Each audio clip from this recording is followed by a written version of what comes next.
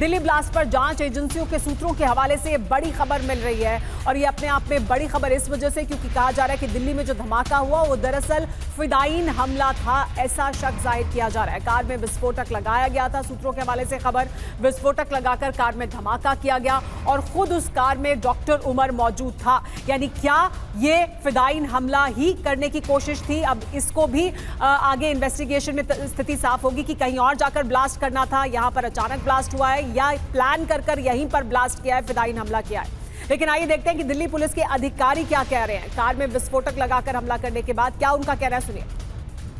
उसमें है explosives act है और बीएनएस है। मैं एक चीज़ आपको सबको बता देता हूँ, investigation is going on, we can not share each and every detail. एक बार इन्वेस्टिगेशन होगी, जैसे ही आगे कुछ भी कंक्लूसिव होता है देन ओनली। क्या ये फिदायीन हमला है?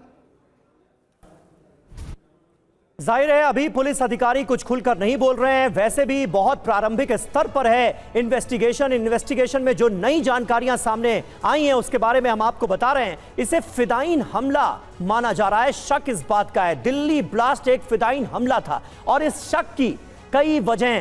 पहली बड़ी वजह, कार तकरीबन 3.5 घंटे तक पार्किंग में मौजूद रही। लाल किले के सामने जो पार्किंग है उसी में कार मौजूद रही। शक की दूसरी वजह, कार में मास्क पहने ड्राइवर जो कि डॉक्टर उमर हो सकता है, इस बात का पूरा शक है।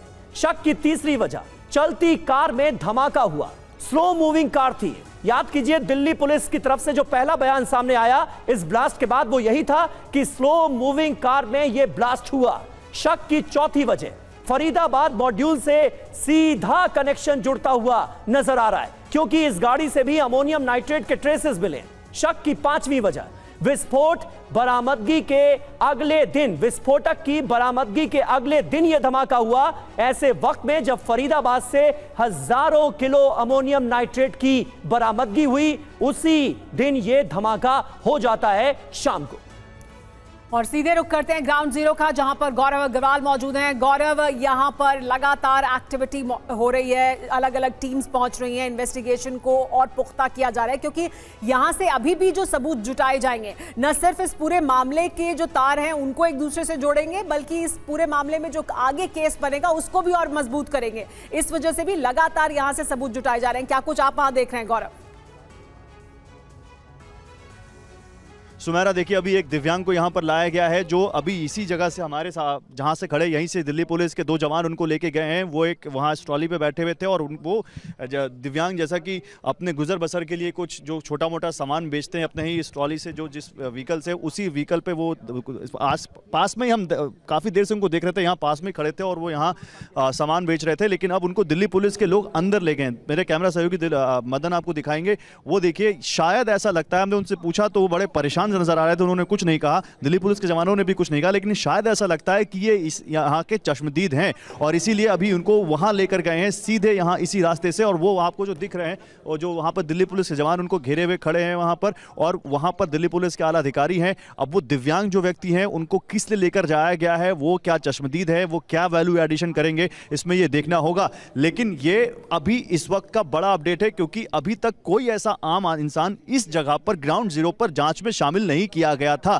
जो भी पूछताछ हो रही थी, जो हिरासत हो रही थी, कल कुछ लोगों को हिरासत में लिया गया था, एक संदिग्ध यहां से हिरासत में लिए गए थे, लेकिन आज ये पहला हम देख रहे हैं जब किसी आम इंसान को इस तरह से दिल्ली पुलिस के जवान अंदर उस ग्राउंड जीरो पर लेकर गए हैं और वहां पर वो खड़े हैं। देखिए अभी भी वहां उनसे अभी कोई पूछताछ नहीं हो रही है, लेकिन अभी भी वहां पर खड़े हैं। उनके ठेले को देखिए आप, जिस रिक्शे पर वो सवार हैं, उस रिक्शे को धक्का देकर वो एक जवान आप देखिए जो सादी वर्दी में दिख रहा है आपको, वो अभी उनको लेकर जाते हुए वहां किनारे खड़ा करते हुए।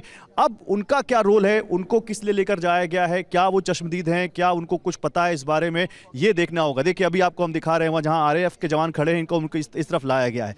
क्या इन्होंने कुछ देखा है, क्या इनके पास कुछ जानकारी है? अब उधर देखिए वहाँ पर भी अभी आपको हलचल दिख रही होगी, वहाँ भी बैरिकेड लगाया जा रहा है, वहाँ भी लगातार अंदर जा रहे हैं अधिकारी और फिर वहाँ से बाहर आ रहे हैं। ये ऐसा लगता है कि जो, हाँ अब देखिए हमें ये जानकारी मिल रही है, ये जो ऐसा लगता है कि ये जो लाल किले के सामने का जो बैरिकेड है ये हटाया जा रहा है और शायद इनको इनको यहाँ से अंदर लेकर जाया जाएगा, क्योंकि जो जवान उन रिक्शे पर बैठे दिव्यांग को लेकर आए थे वही जवान अब देखिए वहाँ बैरिकेडिंग हटाने में लगे हुए हैं, बैरिकेडिंग हटा रहे हैं। बैरिकेडिंग हटा के उनको शायद उस गेट के अंदर लेकर जाया जाएगा। देखिए ये बैरिकेडिंग यहाँ से हटाई जा रही है और वहाँ रास्ता बनाया जा रहा है ताकि उस रिक्शा चालक पे बैठे दिव्यांग को अंदर लेकर जाया जाए।